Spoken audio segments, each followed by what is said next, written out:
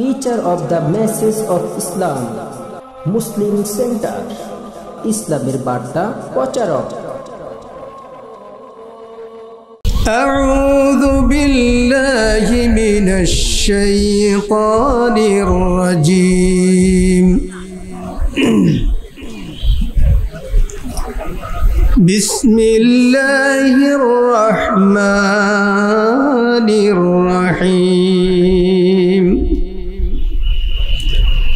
وسارعوا إلى مغفرة من ربكم وجنة عرضها السماوات والأرض أعدت للمتقين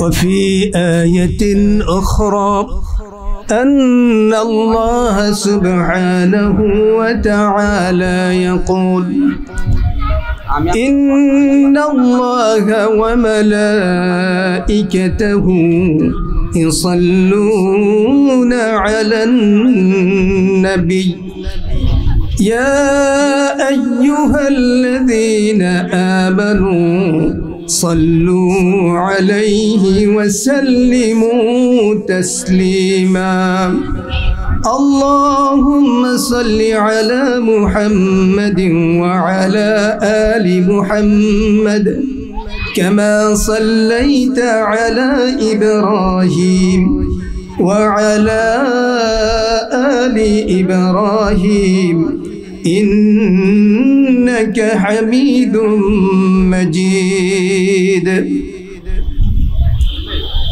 أذكر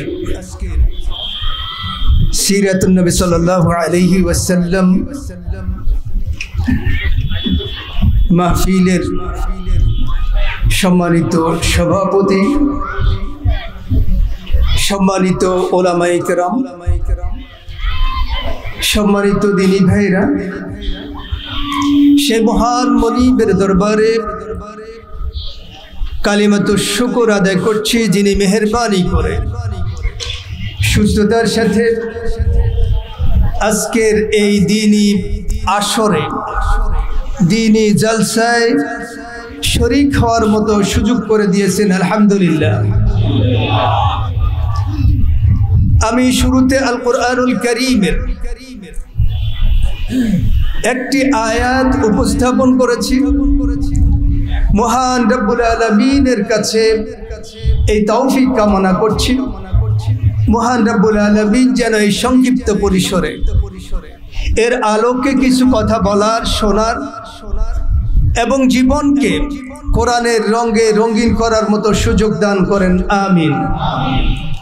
রব্বি ইশরাহ লি সাদরি ওয়া ইয়াসসির লি আমরি ওয়াহলুল উকদাতাম মিন লিসানি ইয়াফকাহু কওলি।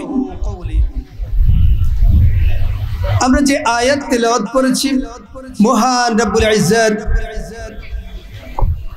বিশ্ব মানবতাকে লক্ষ্য করে বলছেন, আউযু বিল্লাহি মিনাশ শাইতানির রাজীম বিসমিল্লাহির রহমানির রহিম ওয়াসারিউ ইলা মাগফিরাহ।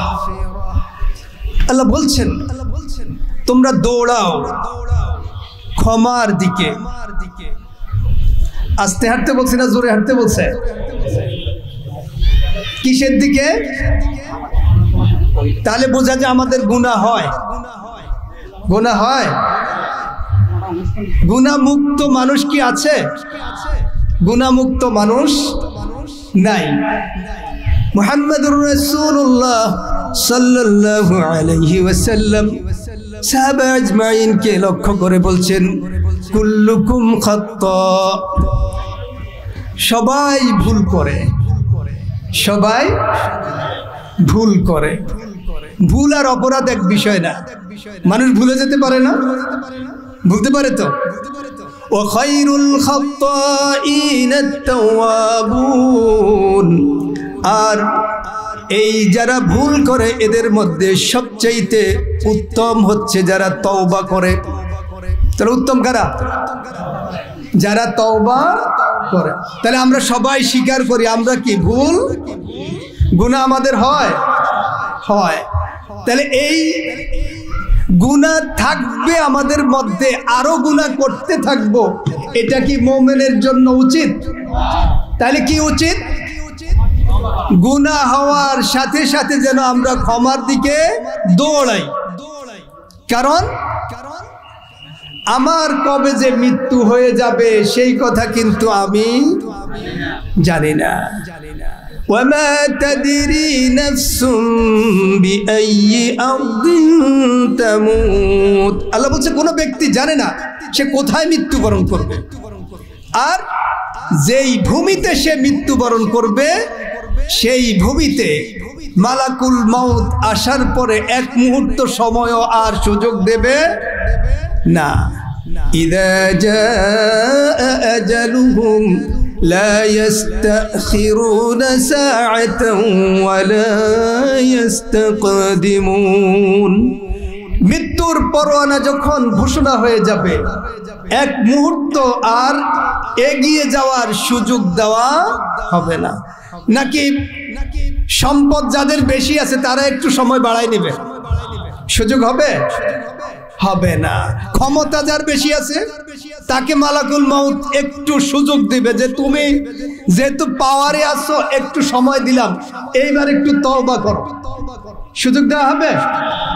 তাইলে যেহেতু সুযোগ নাই আর মৃত্যুরও কোনো নোটিশ নাই, সুতরাং গুনাহ হওয়ার সাথে সাথে কি করতে হবে? ক্ষমা চাইতে হবে। এখন আমাদের কি কি কাজে গুনাহ হয়? আমাদের কাজ কয়টা? আমরা হয়তোবা বলি, না হয় করি। বললেও গুনাহ হতে পারে, করলেও গুনাহ হতে পারে। এখন আমরা যখন কথা বলি, এই কথার একটা কথাও রেকর্ডিং এর বাহিরে না। আল্লাহ বলছেন মা ইয়ালফিযু মিন কওলিন ইল্লা লাদাইহি রাকীবুন আতীদ। ব্যক্তি একটি লফজ, একটি শব্দ উচ্চারণ করে না যেটা আল্লাহ সুবহানাহু ওয়া তাআলার রক্ষণাবেক্ষণে নাই। সব কথা, প্রত্যেক শব্দ রেকর্ডিং হচ্ছে। তাহলে আমাদের সব কথা রেকর্ডিং হয়, একটা শব্দ বাদ যায় না। কথা বলার সাথে কি সাবধান হওয়া দরকার না? দরকার। আমি কথা বলতে গেলে সাবধানতা অবলম্বন করা দরকার। কারণ কথা বলতে গিয়ে যদি সাবধান হতে না পারে তাহলে অপরাধ হবে। তার কথা বলতে আমি অবশ্যই সাবধানতা অবলম্বন করি। রব্বুল আলামিন এই জন্য বলছেন ওয়ালা তাকুলু লিমা তাসিফু আলসিনাতুকুমুল কাযিব হাযা হালালু ওয়া হাযা হারাম।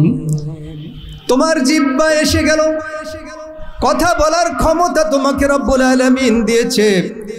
এই জিহ্বা দিয়ে তুমি এমন কথা বলো না যেই কথার কারণে আল্লাহর হালাল করা জিনিস হারাম হয়ে যায় আর হারাম করা জিনিস হালাল হয়ে যায়। এমন কথা বলা যাবে?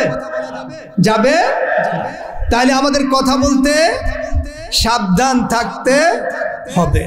কিন্তু এরপরেও ভুল হয়ে যাওয়া কি স্বাভাবিক না অস্বাভাবিক? স্বাভাবিক। তো ভুল হলে কি করতে হবে? ক্ষমা চাইতে হবে। আমরা কি চাই? আমাদের ক্ষমা চাওয়ার মধ্যে শুধু একটু জিহ্বা দিয়ে মুখ থেকে উচ্চারণ করি আস্তাগফিরুল্লাহ, এটা কি হৃদয় থেকে হয়? খুব কম মানুষের হৃদয় থেকে। এটা কোথায় থেকে আসতে হবে? শব্দটা একেবারে হৃদয় থেকে আসতে হবে। আস্তাগফিরুল্লাহ, আমি ক্ষমা প্রার্থনা করতেছি কার কাছে? আল্লাহর কাছে। তা আল্লাহ কি অন্তরের খবর জানেন? জানেন। তা আমার এই কথাটা কি অন্তর থেকে হলো নাকি শুধুমাত্র জিহ্বা দিয়ে হলো, এটা কি আল্লাহ জানেন না? ইয়ালামু খাইনাতাল আ'য়ুনি ওয়া মা তুখফিস সুদূর। চোখ যা খেয়ানত করে সেটাও আল্লাহ জানেন, আর অন্তরে যা গোপন আছে সেটাও আল্লাহ জানেন। তাহলে কথা বলার ক্ষেত্রে অবশ্যই আমরা সাবধান থাকব, কারণ আমার কথা এর কারণে ঈমান চলে যেতে পারে, আমার কথার কারণে আখিরাতে আল্লাহর কাছে জবাবদিহি করতে হবে। আরেকটা কি? কাজ। এখন কাজের মধ্যে কিছু আছে ইবাদত, ইবাদতে মাকসুদা, অর্থাৎ আল্লাহ রাব্বুল আলামিন ইবাদত হিসাবে দিয়েছেন। যেমন সালাত আদায় করা ইবাদত না? ইবাদত। এক জায়গায় একটু কথা বলি, আমরা যে সালাত আদায় করি এটা তো কাজ, কিন্তু এই সালাত আদায় যারা করে তাদেরকেও রাব্বুল আলামিন বললেন ফাওয়াইলুল লিল মুসাল্লিন, নামাজীদের জন্য দুর্ভোগ। তাহলে কাজের মধ্যেও কি অপরাধ হয়েছে বলেই দুর্ভোগ, অথচ এই সালাতের ব্যাপারে রাব্বুল আলামিন বলছেন এই সালাত ইন্নাস সালাতা তানহা আনিল ফাহশাই ওয়াল মুনকার, এই সালাত মানুষকে অশ্লীল কাজ থেকে, অন্যায় কাজ থেকে বিরত রাখে। সুবহানাল্লাহ বিহামদি। সালাত কি থেকে বিরত রাখে? অশ্লীল কাজ থেকে, অন্যায় কাজ থেকে বিরত রাখে। কিন্তু সেই সালাত আদায়কারীর ব্যাপারে কি বক্তব্য? ফাওয়াইলুল লিল মুসাল্লিন, নামাজীদের জন্য ধ্বংস। কি কারণ? নামাজও পড়লো আবার ধ্বংস হলো। কেন? রাব্বুল আলামিন সেই কথা বলছেন আল্লাযীনা হুম আন সালাতিহিম সাহুন, যারা নামাজের ব্যাপারে উদাসীন, সালাতের ব্যাপারে উদাসীন। এখন আমরা আমাদের নিজেদেরকে আবিষ্কার করি, সালাতের ব্যাপারে আমরা কি সিরিয়াস নাকি উদাসীন? আমরা সিরিয়াস, আলহামদুলিল্লাহ ভালো। এবার একটা একটা করে একটু হিসাব মিলাই, আসলে সিরিয়াস হইতে পারছে কিনা। এক নাম্বার, সালাত আদায়ের জন্য একটা ফরজ হচ্ছে তেলাওয়াত করা। কি? তেলাওয়াত করা। শুদ্ধ না ভুল? শুদ্ধ তো? দলিল কি কোরআনে নাকি আমাদের বানানো? কোরআনে। আল্লাহ সুবহানাহু ওয়া তাআলা বলছেন ফাকরাউ মা তায়াসসারা মিনাল কুরআন, তোমরা কোরআন থেকে সহজ সহজ দেখে তেলাওয়াত করো। তাহলে কোরআন থেকে তেলাওয়াত করতে হবে, হুকুম কে দিয়েছে? আল্লাহ। কঠিন তেলাওয়াতের দরকার নাই, যেখানে সহজ সেখানে কি করতে হবে? তেলাওয়াত করতে হবে। এখন এই তেলাওয়াত কেমন হবে? তেলাওয়াত হবে বিশুদ্ধ তেলাওয়াত। রব্বুল আলামিন বলছেন অরাত্তিলিল কুরআন তারতিলা, এই তেলাওয়াত হতে হবে তারতিল সহকারে। এখন আমি কি সিরিয়াস হইতে পারছি কিনা? আমার জীবনের বহু বছর কেটে গেছে, আজকের এই জীবন সায়ান্নে এসেও আমাদের অনেকেরই তেলাওয়াত বিশুদ্ধ না। তাহলে আমি কি নামাজের ব্যাপারে সিরিয়াস নাকি একটু উদাসীনতা আছে? আছেন? কইবেন যে বহু চেষ্টা করে জিহ্বা ঠিক হয় না। আমি যখন চেষ্টা করব তখন আল্লাহর কাছে জবাব দিতে পারবো, কিন্তু চেষ্টাটা তো হবে সর্বোচ্চ। ফাত্তাকুল্লাহা মাস্তাতা'তুম, আল্লাহ বলছে যদ্দুর সাধ্য আছে অদ্দুর করো। এখন কদ্দুর সাধ্য আছে? আমাকে আপনাকে যদি বলা হয় যে অমুক দেশে যাইতে হবে, বেতন পাবেন 10 লাখ, ওই দেশের ভাষা শিখতে হবে, কি ওই সময় কি জিহ্বায় বোঝা থাকবে না জিহ্বা ভালো হয়ে যাবে? তো অমুক দেশে 10 লাখ টাকা বেতনের জন্য জিহ্বা যদি ভালো হয়, আল্লাহর কোরআন তেলাওয়াতে জিহ্বা ভালো হবে না, এই অজুহাত সঠিক আমি সালাতের ব্যাপারে কি আছি উদাসীন। আল্লাহ মাফ করুক আমাদেরকে। আমাদের আরো সিরিয়াস হতে হবে। আমার জীবনের এত বছর কেটে গেল, আমি এখনো তেলাওয়াত বিশুদ্ধ করতে পারলাম না। এরপর রব্বুল আলামিন বলছেন উদাসীনতার আরো কথা আছে। وَإِذَا قَامُوا إِلَى الصَّلَاةِ قَامُوا كُسَالَى يُرَاءُونَ النَّاسَ وَلَا يَذْكُرُونَ اللَّهَ إِلَّا قَلِيلًا। আল্লাহ বলছেন যখন তারা সালাতে দাঁড়ায় অলসতার সাথে। কেমনে দাঁড়ায়? অলসতার সাথে। মুয়াজ্জিন ডাকছে হাইয়া আলাস সালাম, সালাতের দিকে আসো।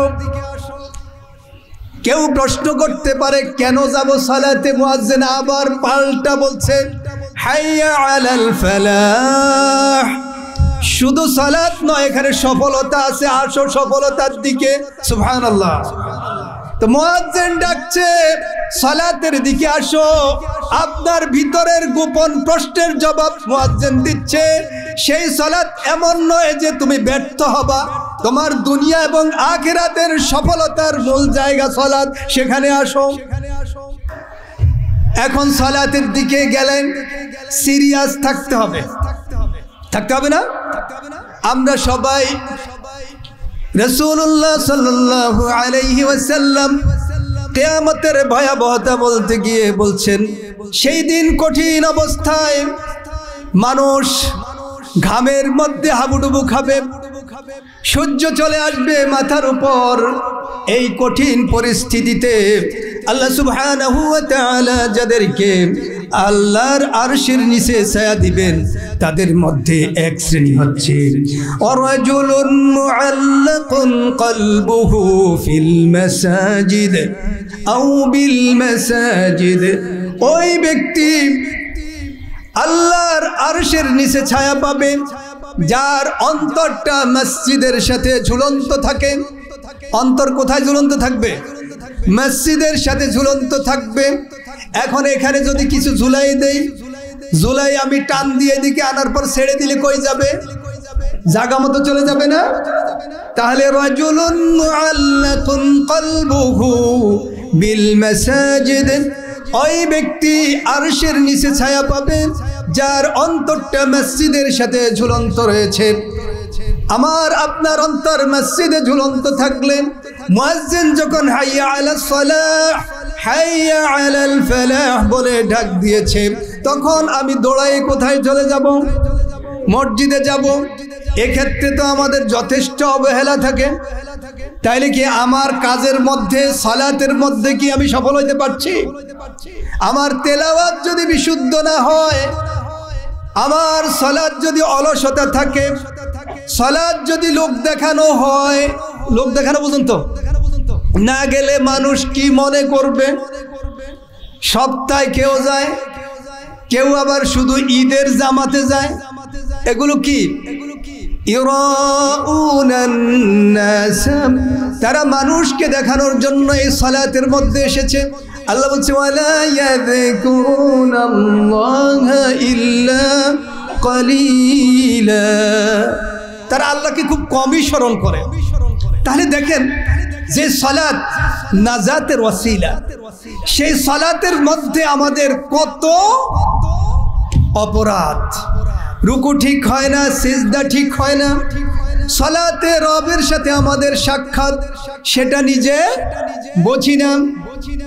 রাসূলুল্লাহ সাল্লাল্লাহু আলাইহি ওয়াসাল্লাম বলেন, আল্লাহ বলেন হাদিসে কুদসি, কাসামতুস সালাতা বাইনি ওয়া বাইনা আবদি। আমি সূরা ফাতিহাকে দুই ভাগে ভাগ করেছি।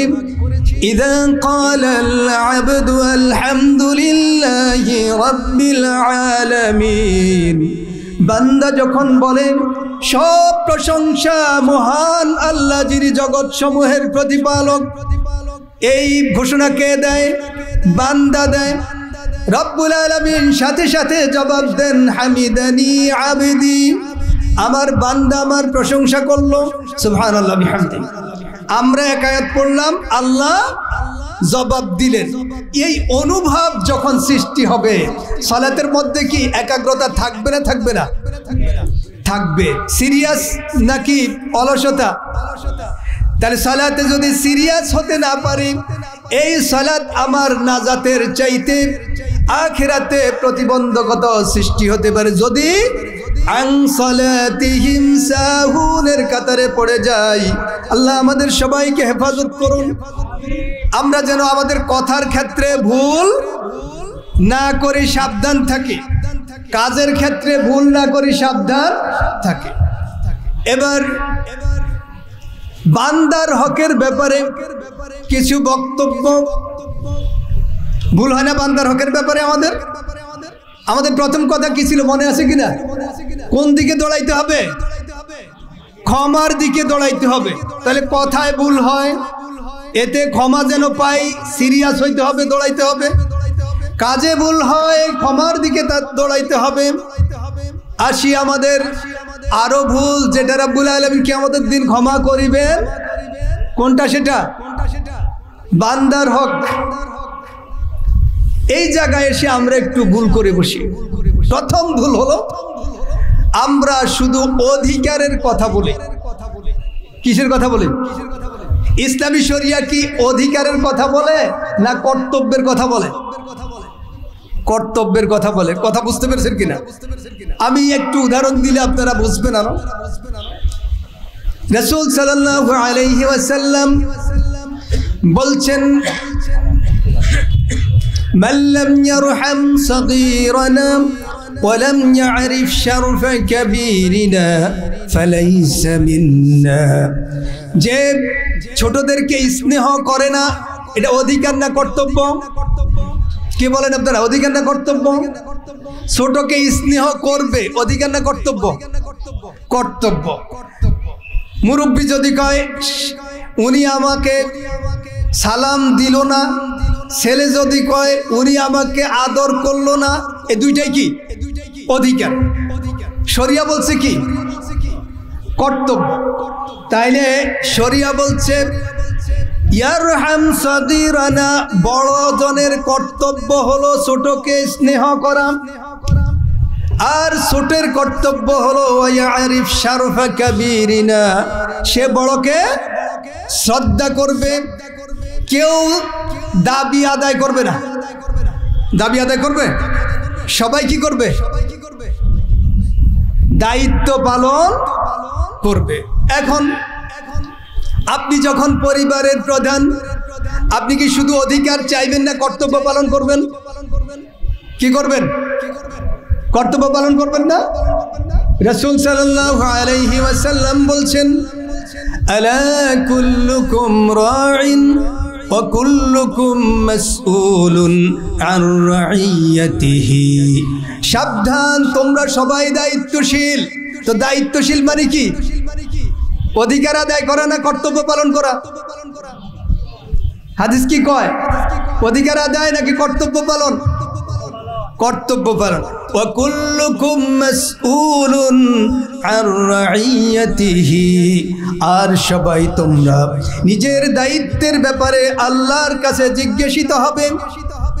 তাইলে দায়িত্ব পালনের ব্যাপারে আল্লাহর কাছে জিজ্ঞাসা হবে।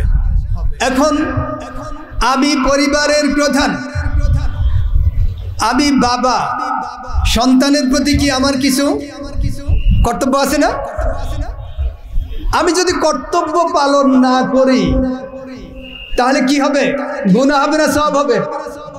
তো দৌড়াইতে হবে কিনা? গুনাহ থেকে বাঁচার জন্য দৌড়াইতে হবে কিনা?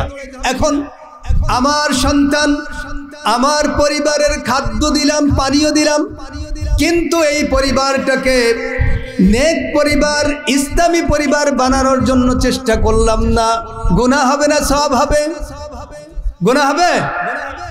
আমরা দেখি জাতির পিতা ইব্রাহিম আলাইহিস সালাম পরিবারটাকে ইসলামী পরিবার বানানোর জন্য তিনি রব্বুল আলামিনের কাছে বললেন, রব্বি ইন্নী أسكنت من ذريتي بواد غير ذي زرع عند بيتك المحرم ربنا ليقيموا الصلاة فاجعل أفئدة من الناس تهوي إليهم রব্বুল আলামিন কে বলছেন ইব্রাহিম আলাইহিস সালাম তিনি যখন তার শিশু পুত্র ইসমাইল এবং স্ত্রী হাজেরাকে বাইতুল্লাহর পাশে রেখে যাচ্ছেন তিনি আল্লাহকে লক্ষ্য করে বলছেন রব্বি হে আমার রব ইন্নী আসকানতু আমি বসবাস করার জায়গা করে দিলাম যুররিয়াতি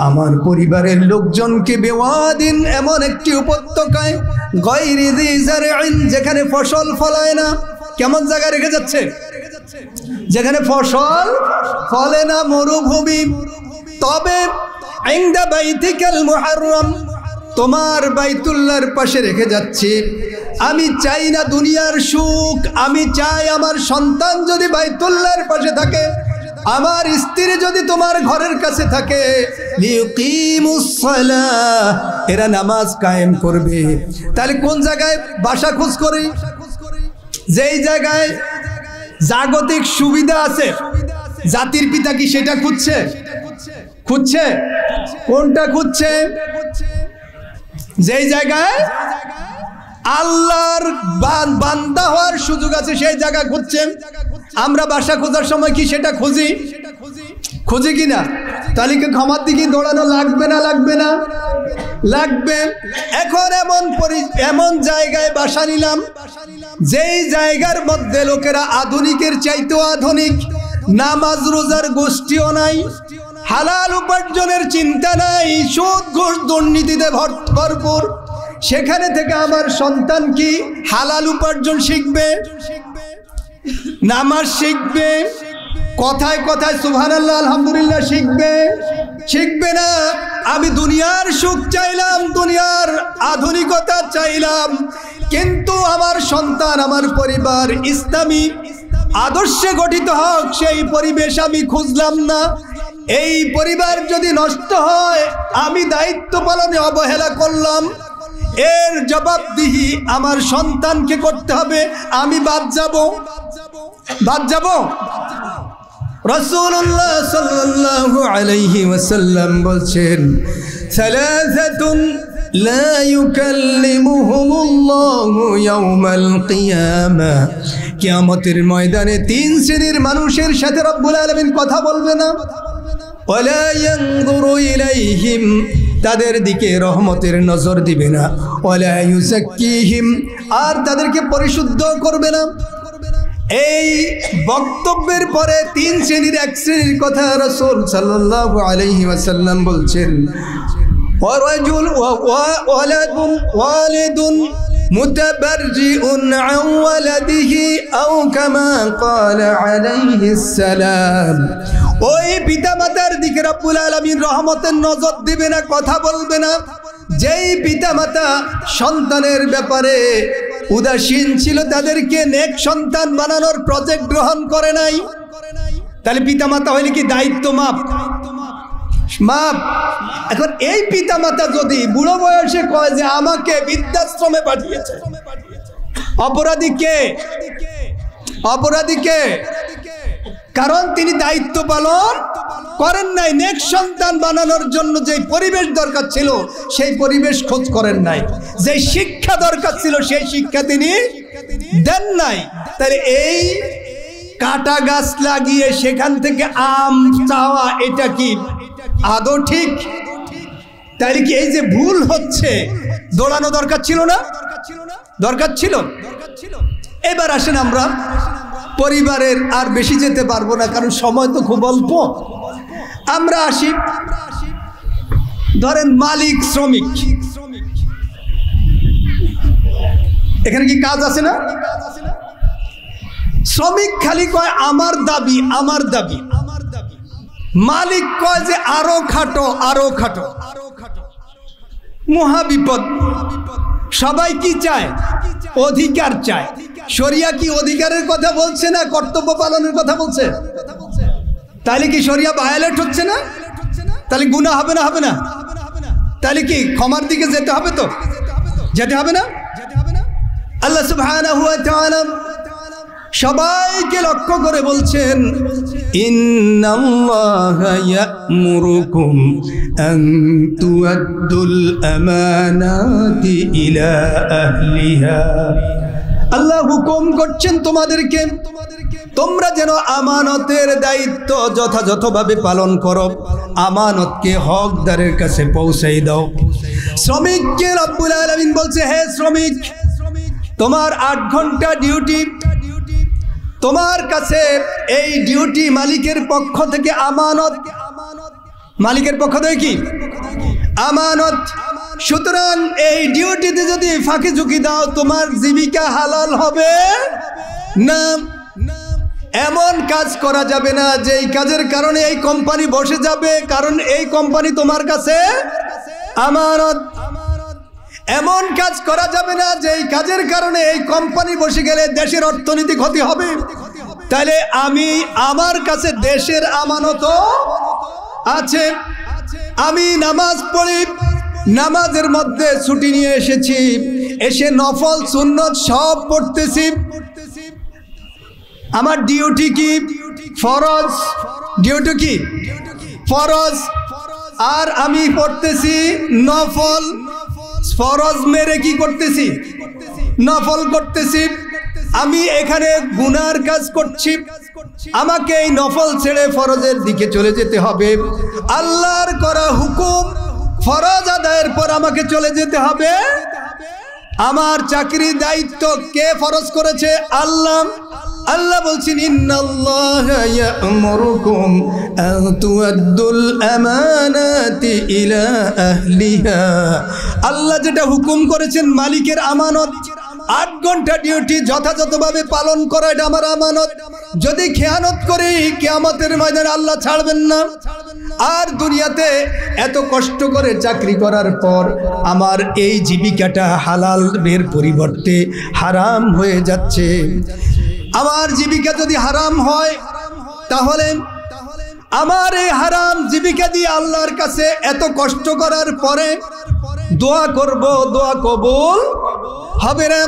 রাসূল সাল্লাল্লাহু আলাইহি ওয়াসাল্লাম বলছেন, এক ব্যক্তি দূরে সফর থেকে এসেছে, চুলগুলো উস্কো খুস্কো, এসে বলছি ইয়া রব, ইয়া রব, রব বলে তিনি আল্লাহর কাছে দোয়া করছেন। কিন্তু তার খাদ্য হারাম, মাতআমুহু হারাম ওয়া মালবাসুহু হারাম, খাদ্য হারাম, পোশাক হারাম, খাজা সব হারাম। ফাআন্না ইউস্তাজাব, তার দোয়া আল্লাহ কিভাবে কবুল করেন? তাহলে বোঝা যায় আমি এত কষ্ট করে শ্রম দিচ্ছি, একটু ভুলের কারণে আমার এই শ্রম কি হয়ে যাচ্ছে? হারাম হয়ে যাচ্ছে। তাহলে কি করা যাবে? দ্বিতীয় পক্ষ আসেন, মালিক পক্ষ চায় শুধু যত ঠকাইয়া যত বেশি লাভ করা যায়। তাইলে শ্রমিক মালিকের কাছে কি? আমানত।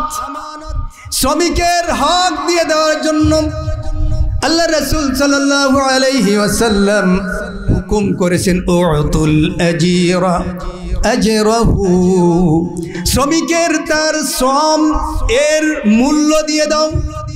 ক্বাবলা আন ইয়াজিফা আরাকা, তার ঘাম শুকানোর আগে। তাহলে তার উপর কি করা যাবে না? জুলুম করা যাবে। তার উপর এমন কাজ দেওয়া যাবে না যেই কাজ তার সাধ্যে কুলায় না।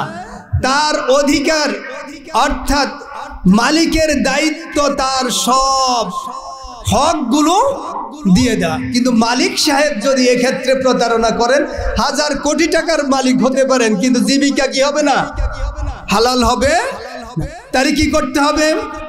ক্ষমার দিকে দৌড়াইতে হবে।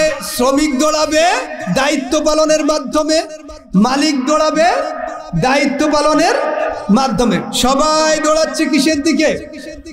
ক্ষমার দিকে। আল্লাহ বলছেন, তুমি যখন কথা বলছো তখন বারবার খেয়াল করছো আমার কথায় যেন এমন অপরাধ না হয় যেই অপরাধের কারণে গুনাহ হয়ে যাবে, আর গুনাহ হলেই ক্ষমা চায়। তিনি তার কাজের সময় বারবার চিন্তা করেন আমার কাজ যেন অপরাধের পর্যায়ে না যায়। যেই অপরাধের কারণে আল্লাহর কাছে আমাকে ধরাশায়ী হতে হবে, তিনি বারবার চেষ্টা করার পরেও ভুল হলে তিনি কি করেন? ক্ষমা চান। তিনি যখন মালিক হন, শ্রমিক হন, বারবার চেষ্টা করেন আমার দায়িত্ব আমি যেন ঠিক মতো পালন করতে পারি। আমার দায়িত্বে ভুল হলে এটা গুনাহ হবে, জীবিকা হারাম হবে, আল্লাহর কাছে আসামি হব। মালিক যখন চিন্তা করে আমি যদি আমার শ্রমিককে ঠকাই বা ঠেকাই, সব জায়গায় ভুল হবে, গুনাহ হবে, আখিরাতে আমি আসামি হব, জীবিকা হারাম হবে। প্রত্যেকে যখন দায়িত্ব পালন করবে, একজন একজন কলিজা কেটে খাওয়াবে। শ্রমিক মালিকের জন্য জীবন দিবে, যে সর্বনাশ, আমার পাওনা আমার চাওয়ার আগেই দিয়ে দেয়, আমার প্রতি ইহসান করে। আবার মালিক বলবে যে সর্বনাশ, এ তো বলাই লাগে না, বলার আগে সব করে ফেলে, সুতরাং তার প্রতি আমার দায়িত্ব পালন করতে অসুবিধা কোথায়?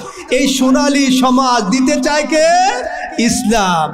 রব্বুল আলামিন বলছেন যখন তোমরা সবাই ক্ষমার দিকে দৌড়াবে আর রব্বুল আলামিনের ক্ষমা পেয়ে যাবে, সামনের দরজা তোমাদের জন্য জান্নাহ। সামনের দরজা কি? ক্ষমা পেয়ে গেলে পরেরটা কি? জান্নাত।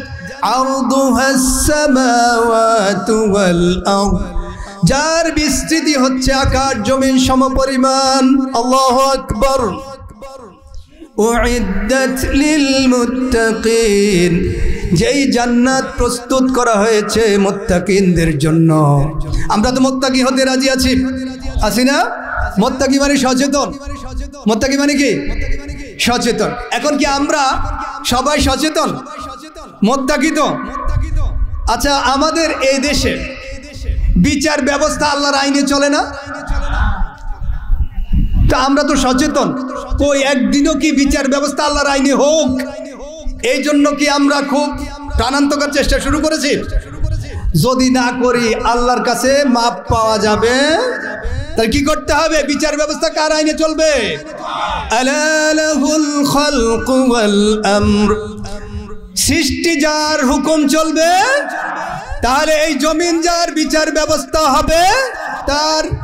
আমাদের দেশে অর্থ ব্যবস্থা সব ইসলামী, ইসলামী না তো কি? সুদ ভিত্তিক ব্যাংকিং সব চলছে, সুদ হালাল। হ্যাঁ, হারাম কেমন হারাম? আল্লাহ বলছেন ফাযানু বিহারবিম মিনাল্লাহি ওয়া রাসূলিহি, যারা সুদ হারাম এই কথা জানার পরেও সুদের সাথে সম্পৃক্ত থাকে, তারা আল্লাহ এবং রাসূলের সাথে যুদ্ধ ঘোষণা করলো। নাউযুবিল্লাহ। কার সাথে? তাই এই দেশের সব ব্যবস্থা কিসের? সুদ ভিত্তিক। তাহলে আমরা যদি তাকে সমর্থন করি, সুদ ভিত্তিক অর্থ ব্যবস্থা পরিবর্তনের চেষ্টা না করি, ইসলামী অর্থ ব্যবস্থা প্রতিষ্ঠার সংগ্রামে ঐক্যবদ্ধ না হই, সম্পৃক্ত না হই, আখিরাতে কি সুদী হিসাবে উঠবো না? উঠবো। আমরা কি সবাই রাজি আছি ইসলামী অর্থ ব্যবস্থা তৈরি হোক? এটা আমরা চেষ্টা করবো ইনশাআল্লাহ। এদেশের বিচার ব্যবস্থা, শিক্ষা ব্যবস্থা আল্লাহর আইন অনুসারে হবে, আমরা সবাই চাইব ইনশাআল্লাহ। আল্লাহ রাব্বুল আলামিন আমাদেরকে আল্লাহর ক্ষমার দিকে দৌড়ানোর, নিজের অপরাধগুলোকে আল্লাহর কাছে সমর্পণ করে ক্ষমা চেয়ে না আর আখিরাতে জান্নাত পাওয়ার উপযোগী হওয়ার মতো তৌফিক দান করুন। আমিন। আকুল কওলি হাযা লি ওয়া লাকুম ওয়া লিসাইরিল মুসলিমিন। আসসালামু আলাইকুম ওয়া রাহমাতুল্লাহি ওয়া বারাকাতুহু।